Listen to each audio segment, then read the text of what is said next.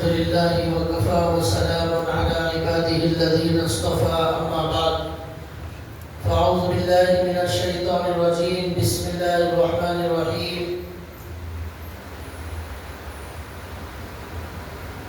ووهبنا لداود سليمان نعم العبد إنه أواب إذ عرض عليه بالعشي الصافنات الجياد فقال إني أحببت حب الخير عن ذكر ربي حتى توارت بالحجاب رب اشرح لي صدري ويسر لي أمري واحلل عقدة من لساني يفقهوا قولي سبحانك لا علم لنا إلا ما علمتنا إنك أنت العليم الحكيم اللهم صل على محمد في أول كلامنا اللهم صل على محمد في أوسط كلامنا اللهم صل على محمد في آخر كلامنا صدق اللہ العظیم. محترم دینی بھائیوں، قرآن کریم کی ایک آیت تلاوت کی گئی ہے. ہمارے درمیان نماز کا عنوان چل رہا ہے. قرآن کریم کی جو آیت میں نے تلاوت کی ہے اس میں اللہ تبارک و تعالیٰ نے حضرت سلیمان علیہ السلام کا ذکر فرمایا اور ان کے ایک چھوٹے سے واقعے سے اللہ تعالیٰ نے ہمیں اور امت کو یہ بتایا ہے کہ نماز کی کیا اہمیت ہے. حضرت سلیمان علیہ السلام کی نظر میں نماز کی کیا اہمیت تھی اور انبیاء اکرام علیہ السلام نماز کا کس قدر اہتمام کرتے تھے، نماز کے لیے ان کے اندر کیا جذبہ تھا، اس کا ذکر اللہ تعالیٰ نے اس آیت میں فرمایا. حضرت سلیمان علیہ السلام کے پاس بہت بڑی سلطنت، بہت بڑی حکومت تھی اور اللہ نے بے شمار نعمتوں کے خزانے ان کو عطا فرمائے تھے. تو اس آیت میں اللہ تعالیٰ کہتے ہیں کہ ایک مرتبہ ایسا ہوا کہ حضرت سلیمان علیہ السلام اپنے گھوڑوں میں مصروف ہو گئے. ان کے پاس بہت سارے گھوڑے تھے جو جنگ میں کام آتے تھے. تو ان گھوڑوں کے دیکھ بھال میں اور گھوڑوں کی نگرانی کرتے ہوئے، گھوڑوں کا معائنہ کرتے ہوئے کچھ سلیمان علیہ السلام مصروف ہو گئے. عصر کا وقت تھا تو لکھا ہے کہ عصر کی نماز کا وقت وہ چلا گیا. حضرت سلیمان علیہ السلام سے بھول چوک ہو گئی کہ عصر کی نماز کے وقت کے چلے جانے کے باوجود ان کو پتہ نہیں چلا اور بھول ہو گئی، اس لیے کہ وہ اپنے گھوڑوں کے معائنہ کرنے میں مصروف تھے اور اپنے گھوڑوں کی نگرانی کرنے میں مصروف ہو گئے تھے. اس لیے کہ گھوڑے بھی ایک بہت بڑا قیمتی مال ہے، بہت بڑی نعمت ہوتی تھی اس زمانے میں. اسی سے جنگوں کے اندر کامیابی حاصل کی جاتی تھی اور ادھر سے ادھر سواری کرنے کے لیے یہی گھوڑے کام آتے تھے. تو ان کی نگرانی کرنا بھی ایک ضروری کام تھا. اس میں مصروف ہونے کی وجہ سے حضرت سلیمان علیہ السلام کی عصر کی نماز فوت ہو گئی. تو اب قرآن کریم کہتا ہے اِذْ عُرِضَ عَلَيْهِ بِالْعَشِيِّ الصَّافِنَاتُ الْجِيَادُ. بہت عمدہ، بہت تیز رفتار بھاگنے والے، بہت شاندار گھوڑے حضرت سلیمان علیہ السلام کے سامنے پیش کیے گئے. بالعشی، شام کے وقت میں. الصافنات الجیاد، بہت عمدہ، بہت شاندار گھوڑے تھے وہ. بالعشی الصافنات الجیاد. لیکن اس میں مصروف ہونے کی وجہ سے عصر کی نماز ان کی قضا ہو گئی. فقال انی احببت حب الخیر عن ذکر ربی حتی توارت بالحجاب. کہنے لگے کہ میں ان گھوڑوں کے اندر مصروف رہ کر ان کی محبت کی وجہ سے میں نے میرے اللہ کی یاد سے غفلت برتی ہے. میں میرے اللہ کی یاد سے غافل ہو گیا. عصر کی نماز میری فوت ہو گئی. اس کے بعد انہوں نے کہا ردوها علیہ فطفق مسحا بالسوق والاعناق. انہوں نے کہا کہ ان سارے گھوڑوں کو میرے پاس واپس لایا جائے. اب سارے کے سارے گھوڑے کئی سو یا کئی ہزار ہوں گے، اتنے سارے گھوڑے ان کے لائے گئے کیا کیا؟ فطفق مسحا بالسوق والاعناق، سارے کے سارے گھوڑوں کی انہوں نے قربانی کر دی، سب گھوڑوں کو قربان کر دیا. اور وہ کہنے لگے کہ جو مال مجھے میرے اللہ سے غافل کرے گا اس مال کو میں اللہ کے لیے قربان کر دوں گا. اس مال کو مجھے نہیں لینا ہے، وہ مال مجھے نہیں چاہیے جو میرے رب سے میری دوری کا ذریعہ بنتا ہے. میرے رب سے جو غافل کر دے اس مال کو مجھے رکھنا نہیں ہے. وہ مال میرے لیے خیر اور بھلائی نہیں ہوگا بلکہ وہ میرے لیے شر ہوگا، وہ میرے لیے جہنم کا ذریعہ بنے گا. اس لیے اس کو دور کرنا یہ بہت ضروری ہے، ورنہ پھر آئندہ بھی ایسا ہوگا کہ جو ہے اس مال کی وجہ سے نماز سے غفلت ہوگی اور اس کی وجہ سے اللہ سے دوری ہوگی. سب سے بڑی دولت انبیاء کی نظر میں، اولیاء اللہ کی نظر میں اور اللہ والوں کی نظر میں یہ ہوتی ہے، سب سے بڑی نعمت وہ ہے اللہ سے تعلق، وہ ہے اللہ سے اپنی محبت کو قائم رکھنا، دین پر قائم رہنا. یہ ان کی نظر میں سب سے عظیم دولت ہوتی ہے.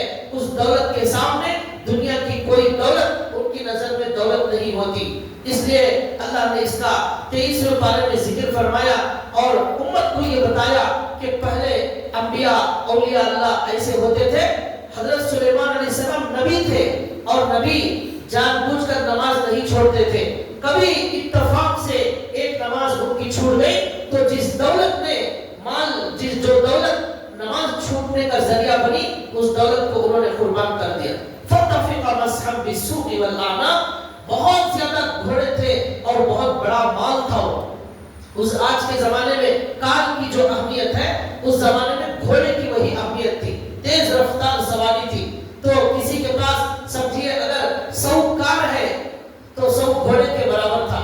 تو 100 گھوڑے قربان کر دیے، 100 کاروں کو گویا کہ اللہ کے نام میں صدقہ کر دیا. اب مجھے اسے رکھنا نہیں. یہ ان کے اندر جذبہ اور شوق تھا. دنیا کسی قیمت پر ان کو دین سے روک نہیں سکتی تھی. آج ہمارے کتنے بھائی ہیں تجارت کرنے والے، کتنے بھائی ہیں ہمارے دکان چلانے والے، ہمارے کتنے بھائی ہیں جو اپنی دنیا کے اندر مصروف رہتے ہیں، کان سے اذان سنتے ہیں اور معلوم ہے یاد بھی ہے، جان بوجھ کر ایک نماز نہیں، 2 نہیں، 3 نہیں، اپنی زندگی کے اندر ہزاروں نمازیں قضا کرتے ہیں، ہزاروں نمازیں. تو ایک اللہ والے ایک نماز اگر چھوٹ جائے تڑپ جاتے تھے، اس مال سے اپنے آپ کو دور کر لیتے تھے. وہ ہمارے اندر ایسا کوئی جذبہ نہیں. حضرت ایک صحابی ہے حضرت ابو طلحہ رضی اللہ تعالیٰ عنہ، ان کے بارے میں لکھا ہے کہ وہ ایک مرتبہ ان کا ایک بہت اچھا بڑا قیمتی باغ تھا مدینے کے اندر، بہت بڑا قیمتی باغ تھا. اس باغ کے اندر بہت ہرے بھرے جو ہے پھل تھے اور بہت سارے اچھے میوے تھے. ایسا بڑا قیمتی بڑا عظیم الشان باغ تھا. ایک مرتبہ وہ نماز کے اندر کھڑے ہو گئے. نماز کے اندر جب کھڑے ہو گئے تو نماز پڑھتے ہوئے انہوں نے دیکھا ان کے باغ کے درختوں میں کچھ پرندے، کچھ چڑیاں آ کر کھیل رہی ہیں. پرندے ادھر سے ادھر اڑ رہے ہیں، کبھی یہ درخت پر یہ پرندہ پھر اڑ کر وہاں جاتا ہے. اس طرح پرندے درختوں پر کھیل رہے. تو اب حضرت ابو طلحہ جو صحابی ہیں وہ نماز پڑھتے پڑھتے ایک مرتبہ ان کی نگاہ ان پرندوں پر پڑ گئی. نماز کے درمیان میں ان کی نگاہ پرندوں پر پڑ گئی.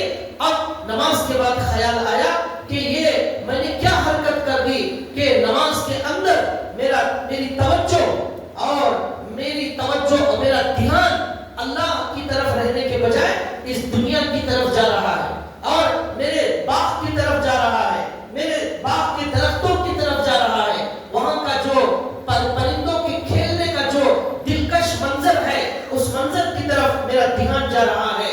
اب انہوں نے سوچا اب اگر ایسا ہی چلتا رہا آئندہ بھی میں یہاں نماز پڑھوں گا، میرا دھیان اس باغ کی طرف چلا جائے گا تو وہ نماز نہیں ہوئی، وہ نماز نہیں ہوئی، وہ اللہ کو پسند آنے والی نماز نہیں ہے.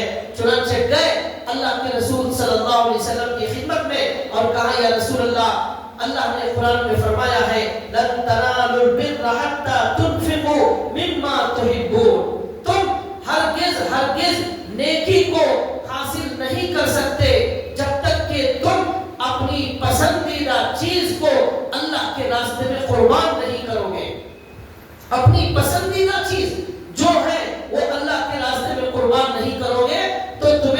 ہرگز نیکی ملنے والی نہیں ہے، قربانی دینا پڑے گا۔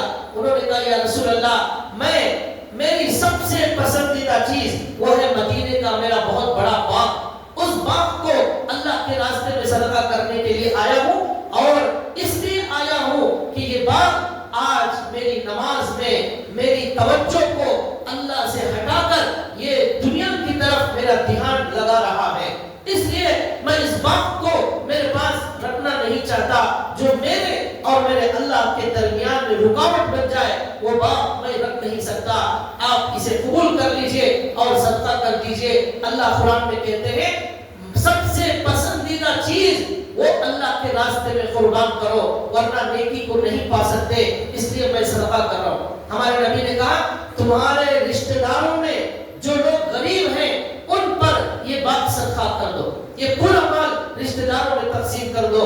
اسی لیے علماء لکھتے ہیں کہ رشتہ داروں پر صدقہ کرنا، رشتہ داروں میں جو غریب ہیں ان کو صدقہ کرنا دوسرے غریبوں پر صدقہ کرنے سے زیادہ ثواب رکھتا ہے، اس لیے کہ وہ اپنے لوگ ہیں، اپنے لوگوں کو تکلیف میں دیکھتے ہوئے ہمارا دل کیسے سکون سے بیٹھ سکتا ہے، اس لیے اپنے رشتہ داروں کو دینا زیادہ صدقہ، ڈبل ثواب، ایک رشتہ داری نبھانے کا اور دوسرا صدقہ کرنے کا ثواب، اس لیے علماء نے یہ لکھا۔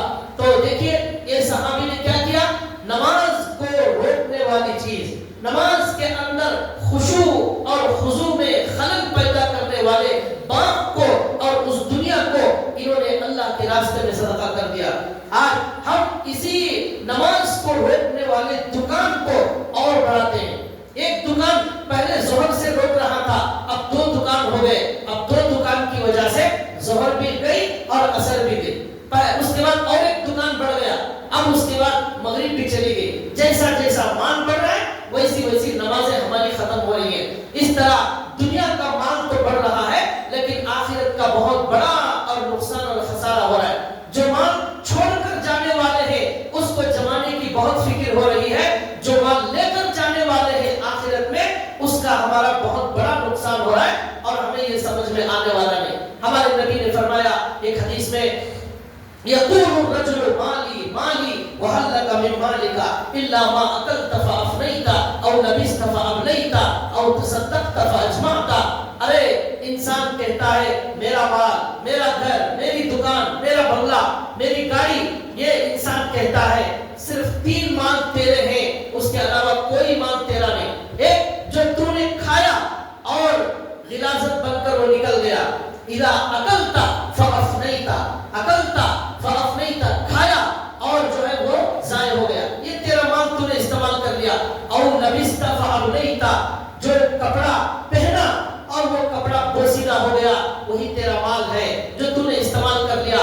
تیسرا مال جو تو نے صدقہ کیا اور آخرت میں جمع کر دیا، اس کا اجر تجھے ملنے والا ہے، وہ تیرا مال ہے۔ او تصدقت فاجمعت، صدقہ کیا اور آخرت کے بینک اکاؤنٹ میں وہ پیسے جمع کر دیا، اب وہ جو ہے جمع کر دیا، لائف ٹائم کے لیے جمع کر دیا، تو اب کیا ہوگا، وہاں پر اس کا کئی 100 گنا اللہ بڑھا کر دینے والے ہیں، وہ مال بھی تمہیں ملنے والا۔ اس کے علاوہ آپ نے جو گھر بنایا، آپ نے جو گاڑیاں خریدی، آپ نے جو زمین خریدے، آپ نے جو کھیت خریدے، آپ نے بہت سارے فارم ہاؤس خریدے، آپ نے پراپرٹیاں بنائی، آپ نے پیسہ چھوڑا، اللہ کے نبی کہتے ہیں یہ سب وارثین آ کر قبضہ کر لیں گے، آپ کے بچے قبضہ کر لیں گے، آپ کی بچیاں قبضہ کر لیں گی، آپ کے رشتہ دار قبضہ کر لیں گے، یہ آپ کا مال نہیں ہے، اور ایسا قبضہ کریں گے۔ ایک شاعر نے کہا عربی میں تملکہ الآتی تملک سالبی وفارقہ الماضی فراق سلیبی، یہ شاعر کہتا ہے ہماری اولاد، ہمارے بچے، ہماری بچیاں، ہمارے بعد آنے والے ڈاکو بن کر ہمارے مال کو لوٹ لیتے ہیں، ہم چاہیں یا نہ چاہیں ہمارے مال پر زبردستی قبضہ کر لیں گے، ہم دینا چاہیں یا نہ دینا چاہیں، ہم ادھر جاتے ہی ادھر وہاں پر قبضہ ہو جائے گا۔ تملکہ الآتی تملک سالبین، اور آنے والا ایسا مالک بن گیا گویا کہ ڈاکو، چھیننے والا ڈاکو جیسا مالک بنتا ہے ویسا یہ ہماری اولاد چھین کر ہمارے مال کے مالک بن گئی۔ وفارقہ الماضی فراق سلیبی، بیچارہ جس کا مال لوٹ لیا گیا، جس کے کپڑے اتار لیے گئے، جس کا بنگلہ چھین لیا گیا، گھر چھین لیا گیا، گاڑی کی چابی چھین لی گئی، اے ٹی ایم چھین لیا گیا، اکاؤنٹ پر قبضہ کر لیا گیا، زمین پر قبضہ کر لیا گیا، بیچارہ کپڑے بھی اتار کر ان کے حوالے کر دیا، گھڑی بھی اتار کر ان کے حوالے کر دیا، انگوٹھی بھی دے دیا، اور جو کپڑے پہنے تھے وہ بھی دے دیے، اندر باہر کے سب کپڑے دے دیے، اور اے ٹی ایم وغیرہ دے دیا، زمین کے کاغذات دے دیے، ایک کھاتا بی کھاتا سب دے دیا، رجسٹریشن کا ڈاکومنٹ سب دے دیا، خالی ہاتھ ننگا۔ اب جو ہے ایسا جیسا کہ ڈاکو جب جنگل میں مال چھین لیتے ہیں، خالی ہاتھ اسے بھیج دیتے ہیں، پورا مال چھین لیتے ہیں، خالی روانہ کر دیتے ہیں۔ تو شاعر کہتا ہے وفارقہ الماضی فراق صلیبی، اب یہ جانے والا ایسا جدا ہو رہا ہے گویا کہ اس کا پورا مال چھین لیا گیا، چھینے ہوئے انسان کی طرح مظلوم بن کر جا رہا ہے، سب کچھ چھین لیا، کچھ نہیں چھوڑا۔ ارے اس دکان کے لیے 50 سال لگائے تھے، اس بلڈنگ کو بنانے کے لیے زندگی کی 40 سال کی کمائی لگائی تھی، ارے اس کے اندر جو 2 کروڑ روپے اکاؤنٹ میں پڑے ہوئے ہیں یہ 25 سال کی محنت ہے، اس کے لیے 15 سال راتوں کو جاگا تھا، دن میں کھانا وقت پر نہیں کھایا تھا اس مال کے لیے، ارے اس مال کے لیے، اس بلڈنگ کے لیے، اس رجسٹریشن کے تھوڑے سے کاغذات کے لیے پوری زندگی لگا دی، 70 سال ہو گئے، 80 سال ہو گئے، ہاتھ پیر کام نہیں کر رہے ہیں، اب چلنا مشکل ہو گیا، پھر بھی دکان جا رہا تھا، صبح اٹھنا مشکل تھا، ٹھنڈ میں، گرمی میں، سردی میں، پھر بھی میں دکان جا کر اتنی محنت، اتنی قربانیوں سے میں نے یہ سب جمع کیا، آج کیا کر دیا لوگوں نے؟ کیا زبردست شعر کہا، تملکہ الآتی تملک السالمین وفارقہ الماضی فراق صلیبی، آنے والی اولاد ہمارا مال ڈاکوؤں کی طرح لوٹ رہے ہیں اور ہمیں ننگا کر کے قبرستان روانہ کر رہے ہیں۔ ابا جان آپ تشریف لے جائیے، اب آپ کا اس دنیا میں کوئی کام نہیں ہے، آپ نے بہت محنت کی، بڑی قربانی دی، بہت عیش کر لیا، بہت مزے کر لیے، بہت کھا لیا، بس اتنی زندگی آپ کی کافی ہے، اب کتنا کھائیں گے آپ اور کتنا مزہ کریں گے، بس اب سیٹ خالی کیجئے، اوروں کو بھی یہاں پر تھوڑی سی جگہ دیجئے۔ اور ایک شعر یاد آ گیا، سبقنا الی الدنیا فلو عاش اہلھا منعنا بها من جیئۃ وذہوب، شاعر کہتا ہے وقد فارق الناس الاحبۃ قبلنا سبقنا الی الدنیا فلو عاش اہلھا منعنا بها من جیئۃ وذہوب، شاعر کہتا ہے ہمارے سے پہلے بہت سارے لوگ قبرستان چلے گئے، ہمارے دادا چلے گئے، نانا چلے گئے، ہماری نانی چلے گئی، دادا چلے گئے، ابا چلے گئے، اور بہت سارے لوگوں کی امی، خالہ سب چلے گئے، اب ان کے بعد ہم جانے کے لیے بالکل تیار بیٹھے ہوئے ہیں، اب کبھی بھی ہمارا بلاوا آ سکتا ہے۔ اب شاید کہتا ہے اب یہ سسٹم ایسا ہے جانا ہی پڑے گا، یہاں پر سیٹ جو ہے ہمیشہ کے لیے ملنے والی نہیں ہے، ٹرین یہاں سے بنگلور سے دلی کے لیے جاتی ہے، آپ ریزرویشن کراتے ہیں، دلی آتے ہی آپ کو سیٹ خالی کرنا پڑے گا، اس سیٹ پر اور ایک بیٹھنے والا ہے، آپ کہیں گے میرے پاس ٹکٹ ہے، وہ کہے گا یہ ٹکٹ دلی تک کا ہی ہے، اس ڈیٹ کے اندر ہے، اس ٹائم کے اندر ہے، اب دوسرا میرا ٹائم آ گیا ہے، یہ میرے پاس ٹکٹ موجود ہے، خالی کرو، نکلو، نکال دیا جائے گا، بیٹھنے نہیں دیا جائے گا۔ شاید کہتا ہے ہمارے سے پہلے بہت سارے لوگ چلے گئے، ہم بھی ایک دن جانے والے ہیں، اگر یہ موت کا سلسلہ نہ ہوتا، اگر جانے کا سلسلہ نہ ہوتا، سارے کے سارے مردے ہمارے گھر میں زندہ ہوتے، ہمیں گھر میں بیٹھنے کی جگہ نہ ملتی، ہمارے گھر میں ہمیں سونے کی جگہ نہ ملتی، دادا، ان کے دادا، ان کے دادا، نانا، پھر ان کے بہت ساری نانیاں، 60-70 لوگ ہمارے گھر میں ہوتے، ہم کہاں سوتے؟ 50 بیڈ روم کا گھر لینا پڑتا، اب تو کوئی بھی نہیں ہے، سیٹ خالی ہو گئی، اس لیے ایک روم کے گھر میں کام چل رہا ہے، 2 بیڈ روم میں کام چل رہا ہے، کیوں؟ دادا نے سیٹ خالی کر دی، دادی چلے گی سیٹ خالی کر کے، اب یہ سیٹ ہماری ہو گئی۔ سبقنا الی الدنیا فلو عاش اہلھا منعنا بها من جیئۃ وذہوب، یہ سیٹ خالی نہیں ہوگی، آنے والوں کو جگہ کیسے ملے گی؟ اب اس مسجد کے اندر 10 سال پہلے جو لوگ تھے وہ آج موجود نہیں ہیں، 20 سال پہلے اس محلے کے جو لوگ اس مسجد میں نماز پڑھ رہے تھے آج وہ نہیں ہیں، 40 سال 50 سال والے بھی یہاں اللہ والے بزرگ ہوں گے، وہ جانتے ہیں، وہ کہتے ہیں 40 سال پہلے یہ مسجد ایسی تھی، اس میں وہ تھے، سب سیٹ خالی ہو گئی، اب یہ سیٹ بھر گئی، اب ہم سب ایک دن ہماری جگہ یہاں پر دوسرے آنے والے. تو یہ اللہ کا سسٹم. وہی شاعر کہتا ہے یہ مال مال مال، یہ دکان دکان دکان، یہ کھیت، یہ بنگلے، یہ کرسی، یہ سب ختم ہونے والی ہے. باقی رہنے والی ہے نماز. باقی رہنے والی ہے نماز. جتنا زیادہ اس وقت میں نماز اور سجدے اور اللہ کے ذکر سے اپنے آپ کو اپنے آخرت میں جمع کر لیں گے وہ ہمارا مال ہے. بقیہ نہ دکان ساتھ آنے والا ہے، نہ بلڈنگ ساتھ آنے والی ہے، نہ کاغذات، سب کچھ چھین لیا جائے گا. تو حضرت سلیمان علیہ السلام کے واقعے سے کیا بتایا گیا؟ جو مال، جو گھوڑے اصل کی نماز پہ خلل ڈالنے والے تھے، ان سارے گھوڑوں کو قربان کر دیا. انہوں نے کہا یہ دنیا کا عارضی مال ہے، نماز میرے ساتھ آنے والا ہمیشہ کا مال ہے. اس کی وجہ سے دنیا کے اس گھوڑے کی وجہ سے میں آخرت کے مال کا نقصان نہیں کر سکتا. پھر انہوں نے کہا حضرت ابو طلحہ انصاری نے یہ باغ میری نماز میں خلل ڈالنے والا ہے، اس باغ کو قربان کر دو، یہ اب میرے کام کا نہیں ہے. جو چیز میرے اللہ کے درمیان میں خلل ڈالنے والی ہے اس کو اپنے سے دور کر دو ورنہ بہت پچھتانا پڑے گا. وہاں جا کر کہیں گے اے اللہ یا لیتنی کنت ترابا، کاش میں مٹی ہو جاتا. وہاں جا کر کہیں گے لو ان اللہ ہدانی لکنت من المتقین، اللہ مجھے ہدایت دیتے میں نمازی بن جاتا، میں فجر کو اٹھ جاتا، میں ظہر میں آ جاتا، میں عصر میں آ جاتا. یہ خواہش ہے، یہ تمنا کرنے سے کچھ نہیں ہوگا. اللہ کہیں گے بلا قد جاءتک آیاتی واستکبرت بها وکنت من الکافرین. تو تیرے پاس میرا قرآن آیا تھا، میرے نبی آئے تھے، 1,24,000 انبیاء آئے تھے، سورہ یاسین، طٰہٰ، مدثر، مزمل، یہ سب تجھے سمجھانے کے لیے آئے تھے. اور ہر مسجد کے اندر ہر خطیب یہ سب آیتیں بتاتا تھا، تمہارے ایمان کو تازہ کرتا تھا، نمازوں کی دعوت دیتا تھا. اب آپ اس سے غفلت میں مبتلا ہو گئے. اب آپ کہتے ہیں کاش میں ایک مرتبہ اور لو اننی کرۃ فاکون من المحسنین، اور ایک مرتبہ مجھے جانے دیا جائے، میں نمازی بن کر آؤں گا. وہاں اللہ کہیں گے اب یہ کوئی موقع پھر کسی کو ملنے والا نہیں ہے، یہ نبیوں کو بھی ملنے والا نہیں ہے. تو بھائیو ہماری زندگی کا سب سے قیمتی عمل وہ ہے ہماری نماز. اللہ کے لیے نماز کو کسی قیمت پر ضائع نہ کرے. دنیا کی ہر مصروفیت کو لات مارے اور پیچھے کرے. سب سے پہلے نماز، بعد میں میٹنگ، بعد میں ایٹنگ، بعد میں تجارت، بعد میں شاپنگ، بعد میں سب کچھ ہوگا. نماز کے لیے کوئی چیز روک نہیں سکتی. دعوت کے لیے آج نماز قربان کر دیتے ہیں اور 100 روپے کے لیے نماز کو ضائع کر دیتے ہیں. بھائیو کتنا بڑا نقصان ہے، کتنا بڑا نقصان ہے، اس کا اندازہ قیامت میں جا کر ہوگا. یہ نماز عظیم دولت ہے.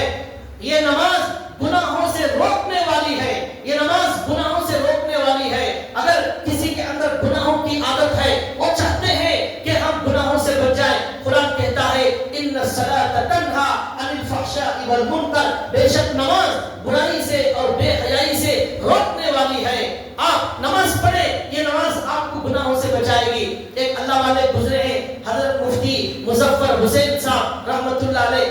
ان کے بارے میں لکھا ہے کہ ایک مرتبہ وہ کہیں ایک گاؤں میں گئے، لوگوں کو نماز کی دعوت دی. کوئی بھی محلے میں نماز پڑھنے تیار نہیں ہے. حضرت سے لوگوں نے کہا یہاں ایک محلے میں ایک بڑے خان صاحب رہتے ہیں، ان کو آپ دعوت دیں، وہ آ جائیں تو سب لوگ مسجد میں آ جائیں.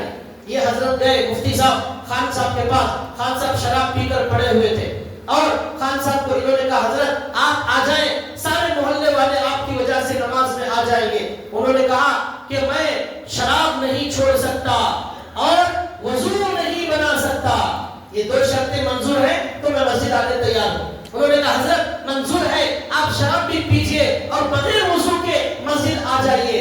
یہ انہوں نے کہا. اب حضرت سے لوگوں نے کہا حضرت یہ کیسی نماز پڑھا رہے ہیں آپ؟ شراب کے ساتھ بغیر وضو کے تو نماز کسی کی بھی نہیں ہوتی. تو حضرت نے کہا بھائی میرا جو کام تھا میں نے کر دیا، اب بقیہ اللہ کا کام ہے. اب سجدے میں گر گئے، اے اللہ میں نے میرے پاس جو تھا وہ کر دیا، اب آپ ان کو وضو بنا کر نماز پڑھانا یہ آپ کا کام ہے. میں دعوت دے دیا، یہ میرا کام ہے، آپ ان کو وضو کے ساتھ آپ نماز پڑھا دیجئے، شراب ان کی چھڑا دیجئے، اللہ یہ آپ کا کام ہے. یہ انہوں نے کہا. اب حضرت دعا میں بیٹھ گئے. اب خان صاحب اٹھے، وعدہ کر لیا تھا نماز کو جانے کا. اب نکلے نماز کے لیے. دل میں خیال آیا پہلی بار زندگی میں جا رہا ہوں نماز پڑھنے کے لیے، وہ بھی بغیر وضو کے جا رہا ہوں. ہوں. شرم آنی چاہیے. دل کے اندر جو ہے خیال آیا. ہدایت جب آتی ہے تو اللہ تعالیٰ دلوں کو بدل دیتے ہیں. یا مقلب القلوب، ہمارے نبی کہتے ہیں یا مقلب القلوب ثبت قلبی علی دینک، اے اللہ میرے دل کو تیرے دین پر جما دیجیے. ہدایت سب سے عظیم دولت. ان کو ہدایت کا وقت آ گیا. سوچے پہلی بار زندگی میں جا رہا ہوں اللہ کے گھر میں، وہ بھی شراب پی کر اور وہ بھی بغیر وضو کے. چلو ایک بار ہی کا مسئلہ ہے، بغیر وضو کے ساتھ پڑھ لیں گے. اب جو ہے پانی نہایا، غسل کیا، اچھے کپڑے پہنے اور شراب کا نشہ ختم ہو گیا، وضو بنایا، اب مسجد میں آئے. اب حضرت ان کے لیے دعا میں سجدے میں مشغول ہیں، اے اللہ ان کو ہدایت عطا فرما. اب آئے، اب مسجد میں آ کر جب پہلی مرتبہ کھڑے، ان کے دل کے اندر یہ بڑا احساس جاگا کہ میں اس خدا سے کتنی بغاوت کر رہا تھا. وہ خدا میری پوری زندگی میں مجھے کھلا رہا تھا، مجھے پلا رہا تھا، مجھے فروٹ دے رہا ہے، مجھے دودھ دے رہا ہے، مجھے پانی دے رہا ہے، مجھے صحت دیا ہوا ہے. وہ خدا کروڑوں نعمتیں دے رہا ہے، میں اس کی نافرمانی میں شرابی بن کر جی رہا ہوں. نماز آج پہلی بار میں مسجد میں آیا، شرم آئی، دل نے ملامت کی اور اسی وقت طے کر لیا کہ اب سے پوری 5 وقت کی نماز پڑھوں گا، وہ بھی وضو کے ساتھ، اور شراب کو ہاتھ نہیں لگاؤں گا. بھائیو لکھا ہوا ہے اس وقت جب ان کی نماز شروع ہوئی 25 سال گزر گئے، کبھی تہجد فوت نہیں ہوئی، کبھی تہجد فوت نہیں ہوئی. فرض نماز کے ساتھ تہجد کی بھی پابندی بن گئی اور 25 سال پڑھتے رہے. نماز برائی سے روکنے والی ہے.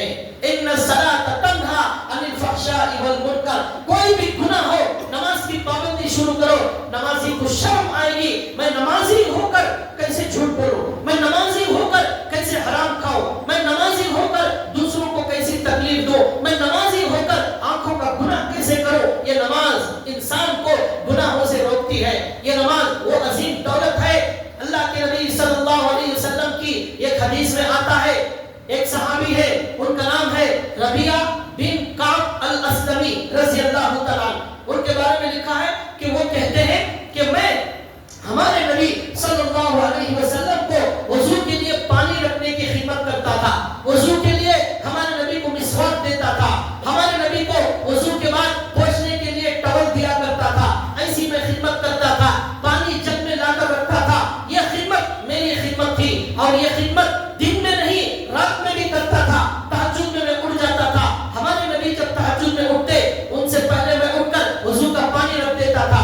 یہ میری ذمہ خدمت تھی اور بڑی خوشی کے ساتھ میں یہ خدمت انجام دے رہا تھا. ایک رات ایسی آئی ہمارے نبی اٹھے اور تہجد پڑھے، اور رات کے وقت میں جب پوری دنیا میں سناٹا تاری تھا، اللہ پہلے آسمان پر آئے تھے، رحمت دنیا میں نازل ہو رہی تھی. میرے نبی کے لیے میں نے پانی رکھا، مسواک دیا، ہمارے نبی نے وضو بنایا، میری طرف دیکھا اور سوچا ہمارے نبی نے کیسا یہ میرے سے محبت کرنے والا بندہ ہے، مجھے وضو کا پانی دینے کے لیے یہ رات میں میرے سے پہلے اڑ گیا ہے.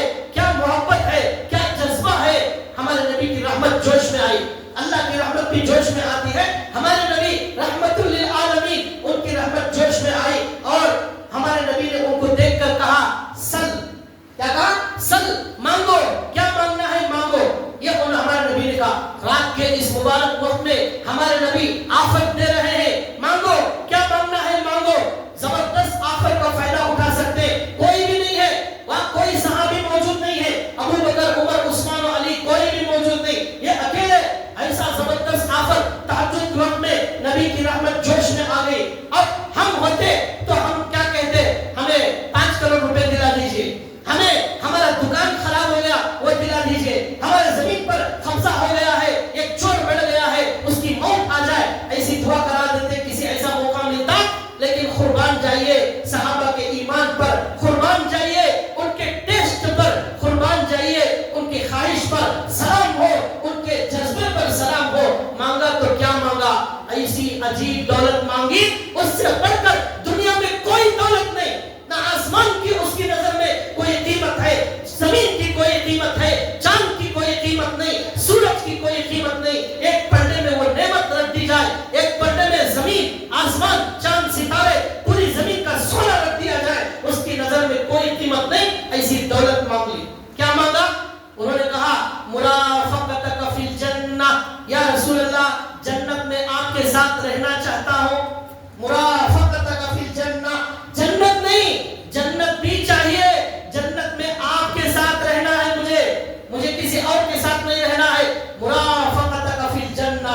ہمارے نبی صلی اللہ علیہ وسلم نے دیکھا کیا عجیب ان کا ٹیسٹ، ان کا ذوق کیا ہے، ان کے دل کی خواہش کیا ہے. ہماری خواہش کیا ہے؟ بہت اچھی بریانی جہاں بنگلور میں مل رہی ہے وہ کھانا میری خواہش ہے، بڑی تمنا ہے. میری تمنا ہے دبئی ایک بار میں پھرنا چاہتا ہوں، یہ میری خواہش. اونٹی اب تک نہیں گیا، وہ جانا میری آخری خواہش ہے. اس کے بعد میں مر جاؤں کوئی غم نہیں ہوگا، یہ ہماری خواہش. بات گری ہوئی تھک گلاس اور گندی اور فانی بیکار کی خواہش ہے. کیا زبردست خواہش کی انہوں نے، مرافقتک فی الجنہ. یا رسول اللہ جنت نہیں، جنت میں آپ کے ساتھ، آپ کا جو جنت میں محل ہوگا وہاں میرا بھی ہوگا، آپ کے ساتھ اٹھنا بیٹھنا ہوگا، آپ کے ساتھ رہوں گا. ہمارے نبی نے کہا اب غیر ذالک، اس کے علاوہ کچھ مانگنا ہے کیا؟ یہی تو انہوں نے کہا نہیں نہیں نہیں، یہ ملنے کے بعد اب کچھ نہیں چاہیے مجھے، کچھ دنیا نہیں چاہیے مجھے، بنگلے نہیں، مجھے کھیت نہیں، مجھے مال نہیں، مجھے کچھ نہیں چاہیے، مجھے صرف آپ کے ساتھ رہنا ہے، اس کے علاوہ اور کچھ قبول کرنے تیار نہیں ہو. اللہ کے نبی صلی اللہ علیہ وسلم نے فرمایا اِنِّي عَلَى نَفْسِكَ بِكَثْرَةِ السُّجُودِ، اِنِّي عَلَى نَفْسِكَ بِكَثْرَةِ السُّجُودِ. بھائیو اس جملے کو اپنے دل میں لکھ کر لے جاؤ، اس لیے کہ ہمارے نبی کی کوئی بھی بات وہ صحابہ کے ساتھ خاص نہیں ہے، وہ قیامت تک آنے والے مسلمانوں کے لیے ہے، ہم سب کے لیے ہے، وہ آفر ہم سب کے لیے ہے. ہمارے نبی کی بات اور ہمارے نبی کی جو فضیلت بتائی گئی ہے باتوں میں، وہ صرف صحابہ کے ساتھ خاص نہیں ہے. قیامت تک جو بھی عمل کرے گا اسے وہ دولت ملنے والی ہے. ہمارے نبی نے کہا ٹھیک ہے میں آپ کو یہ جو آپ کی خواہش ہے یہ ضرور پورا کروں گا، لیکن آپ تھوڑی سی میری مدد کرو. انی میری مدد کرو، الا نفسی کا، آپ کے معاملے میں بکثرت السجود، زیادہ سے زیادہ سجدے کر کے میری تھوڑی سی مدد کر دینا. اگر یہاں زیادہ سجدے سے مراد کیا ہے؟ 5 وقت کی نماز کا اہتمام کرنا اور اس کے ساتھ جتنی اللہ توفیق دے نفل نمازوں کا اہتمام کرنا، تہجد کا اہتمام کرنا، اشراق کا اہتمام کرنا، چاش کا اہتمام کرنا، اور جتنا ہو سکے زیادہ سے زیادہ سجدے کر کے تم تھوڑی سی میری مدد کر دو. تمہیں اللہ کے دربار میں اس نماز، آپ کی نمازوں کا واسطہ دے کر آپ کو میرے ساتھ جنت میں رکھنے کی اللہ سے سفارش کروں گا، اللہ سے سفارش کروں گا. یہ آفر قیامت تک آنے والے مسلمانوں کے لیے ہے. اگر نبی کے ساتھ جنت میں فلیٹ بک کرنا چاہتے ہیں، جنت میں نبی کے ساتھ رہنا چاہتے ہیں، ہمارے نبی کہتے ہیں انی علی نفسک بکثرت السجود، زیادہ سے زیادہ سجدے. اب زیادہ سجدے کب ہوں گے؟ جب زیادہ نمازیں ہوں گی، فرض بھی زیادہ. حدیث میں آتا ہے اللہ تعالیٰ نے فرمایا کہ میرا بندہ میرے سے قریب ہوتا رہتا ہے، میرے سے قریب ہوتا رہتا ہے. جب وہ 5 فرض کی نمازیں پڑھتا پابندی سے شروع کرتا ہے وہ میرے سے قریب ہوتا رہتا ہے. ہوتے ہوتے ہوتے پھر بندہ نوافل کا اہتمام کرتا ہے، نوافل کے ذریعے وہ میرے اور قریب آ جاتا ہے اور قریب آ جاتا ہے. اللہ کہتے ہیں یہاں تک کہ میں اس کا ہاتھ بن جاتا ہوں، یہاں تک کہ میں اس کے آنکھیں بن جاتا ہوں، اس کے کان بن جاتا ہوں. اب وہ اپنی مرضی نہیں چلاتا بلکہ میری مرضی پر وہ جینا شروع کر دیتا ہے. یہ نفل، یہ فرض اللہ کے قریب ہونے کا ذریعہ ہے. تو ہمارے نبی نے ان صحابی کو کہا تم میری مدد کر دینا، اگر تم نے نماز چھوڑا میں تمہاری مدد نہیں کر سکتا، تم نے نماز کو ضائع کر دیا میں تمہیں جنت میں میرے ساتھ نہیں رکھ سکتا، میں اکیلے کچھ نہیں کر سکتا. تمہاری نمازوں کا سپورٹ، تمہاری نمازوں کا سہارا مجھے چاہیے، تب جا کر یہ تمہاری خواہش پوری ہو سکتی ہے. کون ہے جو ہمارے نبی کے ساتھ رہنا چاہتا ہے جنت میں؟ اس کے لیے نبی کا وعدہ ہے، نبی کی سچی زبان کا یہ وعدہ ہے. نماز لے کر آ جاؤ اور نبی کے ساتھ رہنے کا بہت بڑا آفر قبول کر لو. آج ایک ایم ایل اے کے ساتھ، ایک سی ایم کے ساتھ، ایک پی ایم کے ساتھ ایک فوٹو کھینچانے کے لیے لوگ مر رہے ہیں، ان کا سگنیچر کے لیے مر رہے ہیں. بڑے فخر کے ساتھ بولتے ہیں میرا فلاں ایم ایل اے سے تعلق ہے، میرا فلاں سی ایم سے تعلق ہے، فلاں پوسٹر سے تعلق ہے، فخر کرتے ہیں. وہ کتنا بڑا فخر کی چیز ہے کہ نبی کے ساتھ قیامت کے دن جنت میں رہنا، اس سے بڑا فخر والا کوئی نہیں، اس سے بڑا نصیب والا کوئی نہیں. یہ نماز کی قیمت ہے، یہ نماز کا آفر ہے، یہ فرائض اور نفل کے ذریعے سے ملنے والی دولت ہے. ایک حدیث میں ہمارے نبی صلی اللہ علیہ وسلم نے فرمایا قیامت معراج میں جب اللہ تعالیٰ نے ہمارے نبی کو بلایا، ہمارے نبی ساتوں آسمانوں پر گئے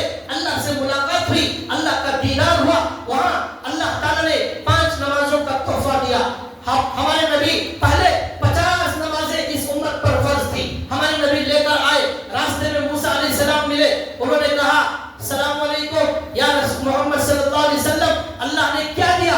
آپ 50 نمازیں میری امت پر فرض کی ہے۔ موسیٰ علیہ السلام پر اللہ ان کی قبر پر ہزاروں رحمتیں نازل فرمائے، ان کے درجات بلند فرمائے۔ انہوں نے کہا محمد صلی اللہ علیہ وسلم آپ کی امت یہ نہیں پڑھ سکتی، 50 نمازیں نہیں پڑھ سکتی، آپ جاؤ اللہ کے پاس ڈسکاؤنٹ مانگو، یہ 50 نمازیں نہیں پڑھ سکتی، مجھے معلوم ہے، مجھے تجربہ ہے، میں میری امت کو چھیڑ چکا ہوں، وہ 2-3 بھی نہیں پڑھتے تھے، آپ جاؤ۔ اب ہمارے نبی گئے، جا کر وہاں پر اللہ تعالیٰ سے درخواست کی، اللہ نے کم کیا، پھر آئے، پھر موسیٰ علیہ السلام نے کہا نہیں نہیں نہیں یہ آدھے بھی نہیں پڑھ سکتے، اور جاؤ، پھر گئے، پھر آئے، پھر گئے، یہاں تک کہ آخر میں 5 نمازیں بچ گئی۔ یہ 5 نمازیں جو باقی ہیں یہ حضرت موسیٰ علیہ السلام کی برکت، ہمارے موسیٰ علیہ السلام کی جو ہے شفقت ہمارے اوپر تھی، اس لیے انہوں نے کرایا۔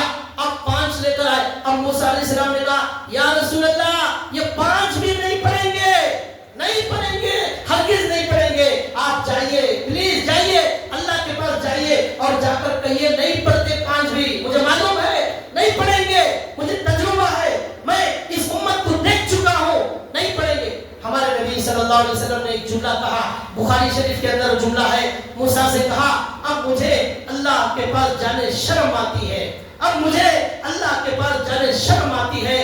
اب حضور کا یہ مطلب تھا مجھے امید ہے میری امت مجھے مایوس نہیں کرے گی، میری امت مجھے مایوس نہیں کرے گی، مجھے اب اللہ کے پاس جانے شرم آتی ہے، مجھے یقین ہے میری امت یہ 5 نمازیں پڑھ لے گی۔ اب اس کے بعد حضور نے اس حدیث میں یہ فرمایا پھر ہمارے نبی کو جنت میں داخل کیا گیا، یہ بخاری کی حدیث ہے۔ وہ 5 نمازوں کے بعد موسیٰ علیہ السلام سے بات چیت کے بعد جنت میں ہمارے نبی گئے، اور اس حدیث میں ہے ہمارے نبی کہتے ہیں میں نے جنت میں موتیوں کا ہار دیکھا، موتیوں کا ہار، وہاں کی مٹی میں نے مشک و زعفران جیسی مٹی کو وہاں دیکھا، یہ میرا سفر وہاں ختم ہوا۔ تو بھائیو آج جو انسان 5 نمازوں کا اہتمام نہیں کرتا وہ ہمارے نبی کی امید پر، ہمارے نبی کے بھروسے پر وہ پانی پھیرنے والا ہے۔ ہمارے نبی کو ہمارے سے امید تھی کہ میری امت 5 پڑھے گی، لیکن ہم نے اس پر بھی پانی پھیر دیا، تو ہم کل قیامت کے دن ہمارے نبی کو کیا جواب دیں گے؟ ہمارے نبی صلی اللہ علیہ وسلم نے اسی لیے حدیث میں فرمایا، کیا فرمایا؟ یہ فرمایا من حافظ علیہا، من حافظ علیہا کانت لہو نورا و برہانا و نجاتا، جو آدمی 5 نمازوں کی پابندی کرے گا، نماز کی پابندی کرے گا، کل قیامت کے دن اس کے پاس نور ہوگا، دلیل ہوگی، نجات کا ذریعہ ہوگی۔ اور فرمایا ومن لم یحافظ علیہا، جو 5 نماز کی پابندی نہیں کرے گا، لم یکن لہو نور ولا برہان ولا دلیل ولا نجات، اور جو آدمی 5 نمازوں کی پابندی نہیں کرے گا قیامت کے دن اس کے پاس نور نہیں ہوگا، دلیل نہیں ہوگی اور نجات نہیں ہوگی۔ اب آخر کا جملہ سنیے، وَيَوْمَ الْقِيَامَةِ وَيَوْمَ الْقِيَامَةِ مَعَ قَارُونَ وَفِرْعَوْنَ وَحَامَانَ وَأُبَيْ بن خلف، اور جو آدمی نماز کی پابندی نہیں کرے گا وہ قیامت کے دن فرعون کے ساتھ ہوگا، وہ قیامت کے دن ہارون کے ساتھ ہوگا، وہ قیامت کے دن ابی بن خلف کے ساتھ ہوگا، وہ قیامت کے دن جو ہے سب سے بڑے دشمن، جو اللہ کے سب سے بڑے دشمن دنیا میں گزرے ہیں، قارون، فرعون، ابی بن خلف، ان کے ساتھ وہ قیامت کے دن شامل ہونے والا ہے۔ یہ ہمارے نبی نے اس لیے فرمایا کہ یہ امت نماز کی اہمیت کو سمجھے، اللہ اس کی برکت سے ہماری دنیا آخرت کے سارے مسئلے حل کریں گے۔ ایک حدیث میں اللہ کے نبی نے فرمایا جو ما من مسلم جو آدمی بھی مسلمان اچھا وضو کرتا ہے، اس کے بعد ثم یقوم فیصلی رکعتین، 2 رکعتیں کھڑے ہو کر پڑھتا ہے، مقبلا علیہما بقلبہ ووجہہ، بڑے خشوع کے ساتھ، بڑے خضوع کے ساتھ، اپنے دل کی توجہ کے ساتھ 2 رکعت نماز پڑھتا ہے، اللہ کے نبی کہتے ہیں الا وجبت لہ الجنہ، مگر اس کے لیے جنت واجب ہو جائے گی، وجبت لہ الجنہ، اس کے لیے جنت واجب ہو جائے گی۔ 2 رکعت میں ایسی طاقت ہے کہ وہ 2 رکعت اگر ڈھنگ کا وضو اور اچھی نماز پڑھ لی جائے، وہ ایک نماز بھی اللہ کو پسند آ جائے، ہمارے لیے جنت میں جانے کا یہ آسان راستہ ہے۔ گناہ، ایک گناہ کریں گے دل کالا ہو جائے گا، دل میں کالا دھبا